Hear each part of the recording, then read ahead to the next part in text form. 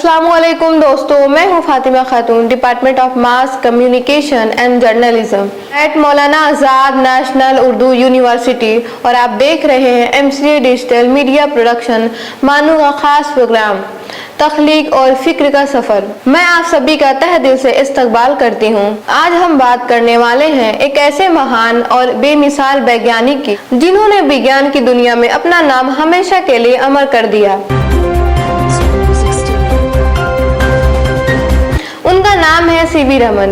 वो भारत के उन पहले वैज्ञानिकों में से हैं जिन्होंने फिजिक्स के क्षेत्र में नोबेल प्राइज जीता और अपनी खोज से पूरी दुनिया को हैरान कर दिया। आज के प्रोग्राम में हम सीवी रमन की जिंदगी, उनकी रिसर्च, उनकी महान खोज रमन इफेक्ट के बारे में जानेंगे। रमन इफेक्ट के अनुसार जब रोशनी किसी पारदर्शी पदार्थ से होकर गुजरती है तो उसका एक छोटा सा हिस्सा मुड़कर अपनी वेवलेंथ बदल देता है। इसी घटना को रमन स्कैटरिंग कहा जाता है। चंद्रशेखर वेंकट रमन, जिन्हें हम आमतौर पर सीवी रमन कहते हैं, 7 नवंबर 1888 को तिरुचिरापल्ली में पैदा हुए। वो एक तमिल ब्राह्मण परिवार से थे। उनके वालिद चंद्रशेखर अय्यर फिजिक्स और मैथमेटिक्स के लेक्चरर थे, जिन्होंने बचपन से ही रमन के अंदर विज्ञान का शौक पैदा किया। रमन बचपन से ही बेहद प्रतिभाशाली थे। उन्होंने 11 साल की उम्र में अपनी स्कूली तालीम पूरी की और 13 साल की उम्र में प्रेसिडेंसी कॉलेज मद्रास में दाखिला लिया। वहां से उन्होंने BA और फिर MA इन फिजिक्स केवल 18 साल की उम्र में पूरा कर लिया।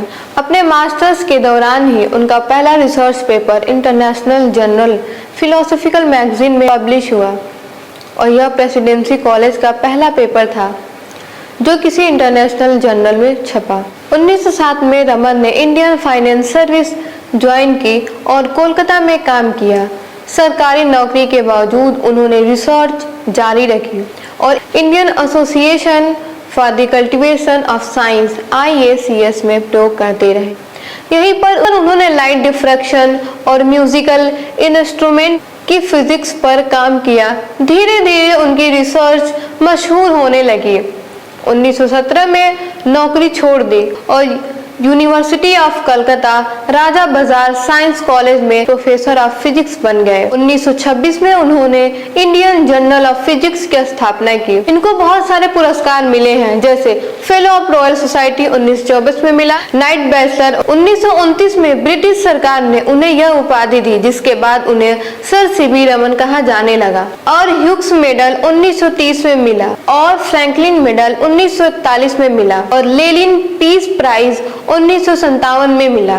सीवी रमन का इंतकाल 21 नवंबर 1970 को बेंगलुरु में हुआ, लेकिन उनका वैज्ञानिक काम और उनकी खोज आज भी दुनिया भर के वैज्ञानिकों के लिए एक प्रेरणा है। दोस्तों, सीवी रमन की जिंदगी हमें यह सिखाती है, अगर इंसान में जिज्ञासा, मेहनत और लगन हो तो वह दुनिया में कोई भी बड़ी खोज कर सकता है। आज के तख्लीक और फिक्र का सफर से बस इतना ही। मैं थी फातिमा खातून और आप देख रहे थे MCA की डिजिटल मीडिया प्रोडक्शन मानू का खास प्रोग्राम। फिर मिलेंगे एक और दिलचस्प सफर और नई कहानी के साथ। खुदा हाफिज।